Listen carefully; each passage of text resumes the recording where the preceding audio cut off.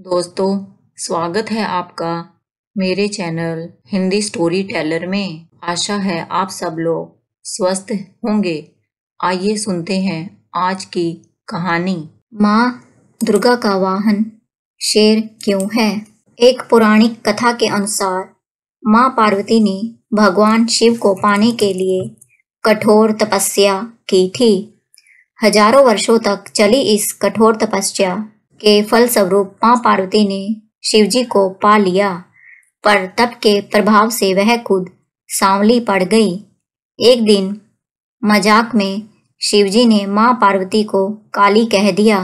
यह बात माँ पार्वती को इतनी बुरी लग गई कि उन्होंने कैलाश त्याग दिया और वन में चली गई। वन में जाकर उन्होंने घोर तपस्या की।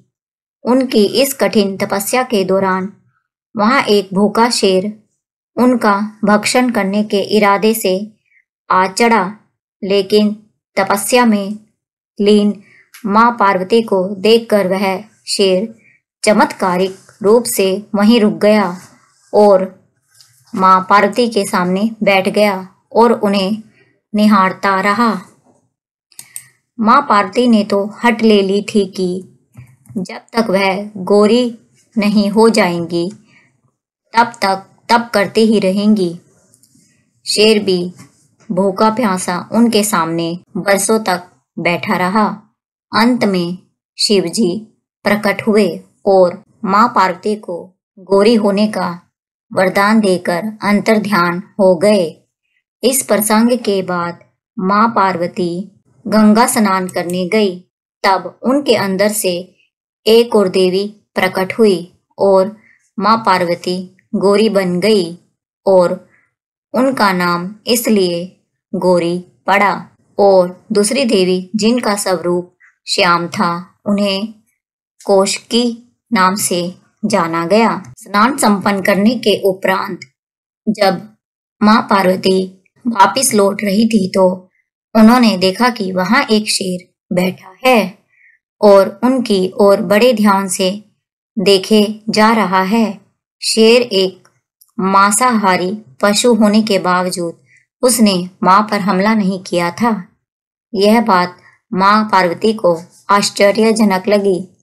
फिर उन्हें अपनी दिव्य शक्ति से यह आभास हुआ कि वह शेर तो तपस्या के दौरान भी उनके साथ वहीं पर बैठा था और तब माँ पार्वती ने उस शेर को आशीष देकर अपना वाहन बना लिया। माता शक्ति का नाम दुर्गा कैसे पड़ा? पुरातन काल में दुर्गम नाम का एक अत्यंत बलशाली दैत्य हुआ करता था। उसने ब्रह्मा जी को प्रसन्न करके समस्त वेदों को अपने अधीन कर लिया, जिस कारण सारे देवगण का बल क्षीण हो गया। इस घटना के उपरांत दुर्गम ने स्वर्ग पर आक्रमण करके उसे जीत लिया और तब समस्त देवगण एकत्रित हुए और उन्होंने देवी माँ भगवती का आह्वान किया। फिर देवगण ने उन्हें अपनी व्यथा सुनाई। तब माँ भगवती ने समस्त देवगण को दैत्य दुर्गम के प्रकोपों से मुक्ति दिलाने का आश्वासन दिया। माँ भगवती ने दुर्गम का अंत करने का प्रण लिया है।